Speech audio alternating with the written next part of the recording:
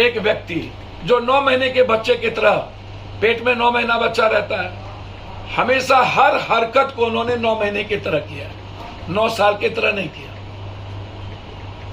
एक व्यक्ति जिनका जन्म गोधरा से पुलवामा तक के बीच जिनकी लाइफ है, और जिन्होंने कभी एक पॉजिटिव सकारात्मक काम के अलावे कभी एक्सीडेंटल पीएम, कभी जननायक मोदी, कभी कश्मीर फाइल, कभी पाकिस्तान।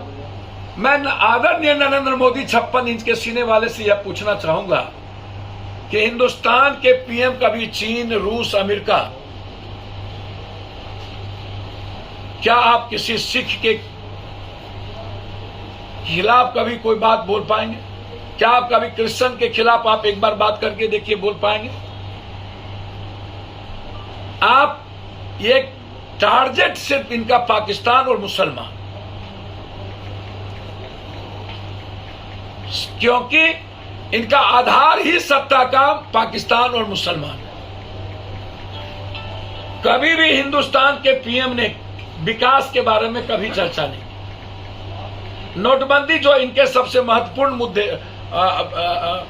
एपिसोड था, नोटबंदी बीजेपी और प्रधानमंत्री जी भूल गए, जीएसटी भूल गए, कालाधन भूल गए, जाली नोट भूल गए, 15 लाख रुपया भूल गए, राशि भूल गई, रोजगार भूल गए, महंगाई भूल गई, गैस का कनेक्ट भूल गया, पेट्रोल डीजल की चीजें भूल गई, हल्दी नमक तेल सब भूल गए, महिलाओं की सुरक्षा भूल गए, महिलाओं का सम्मान भूल गए, बेटी पढ़ाओ बेटी बचाओ भूल गए, एक ट्वीट नहीं जंतर मंतर पर,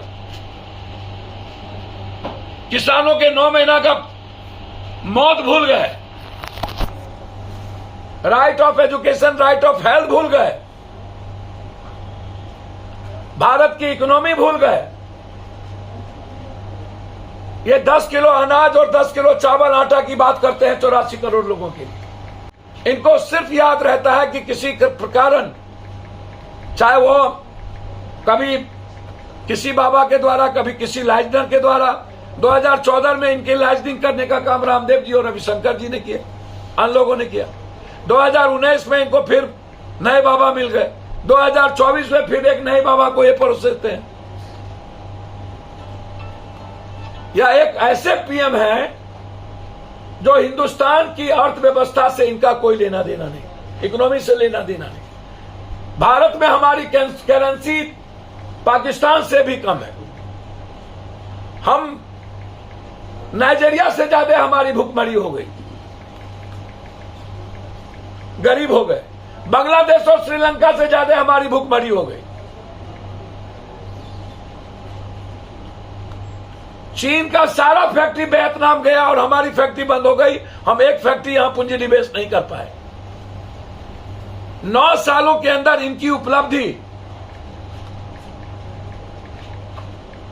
भारत में महंगाई है, इनकी उपलब्धि बेरोजगारी है, इनकी उपलब्धि नफरत है, इनकी उपलब्धि दूसरों को गाली देना है, इनकी उपलब्धि सिवाय राहुल गांधी, प्रियंका गांधी, कांग्रेस को गाली देने के अलावे और पाकिस्तान और मुसलमान को टारगेट के अलावे इनके पास कोई उपलब्धि आज तक नहीं।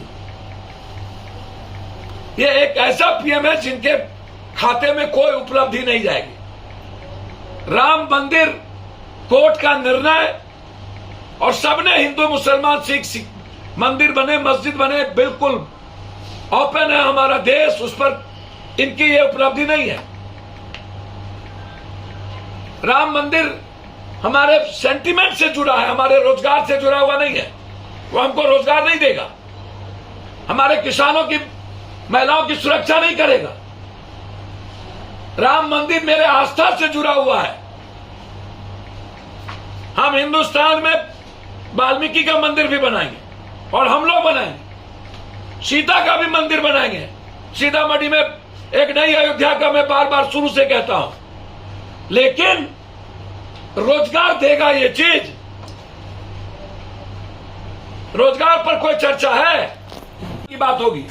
888 की सीट बन गई और आप उद्घाटन करेंगे।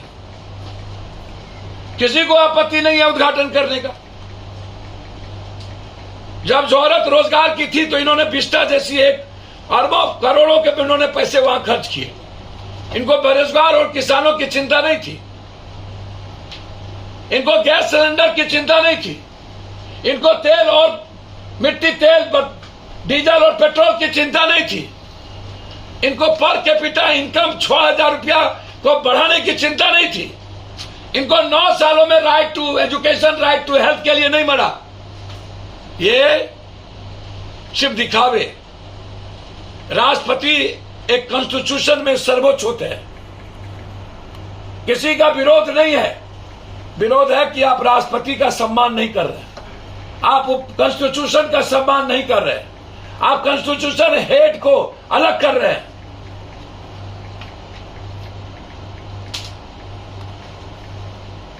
इसीलिए मेरा आग्रह होगा कि सर्वोच्च न्यायालय को इंटरफेयर करना चाहिए। इससे कॉन्स्टिट्यूशन हेड को अलग करके, जिनकी भूमिका ऐसी चीजों में सबसे महत्वपूर्ण है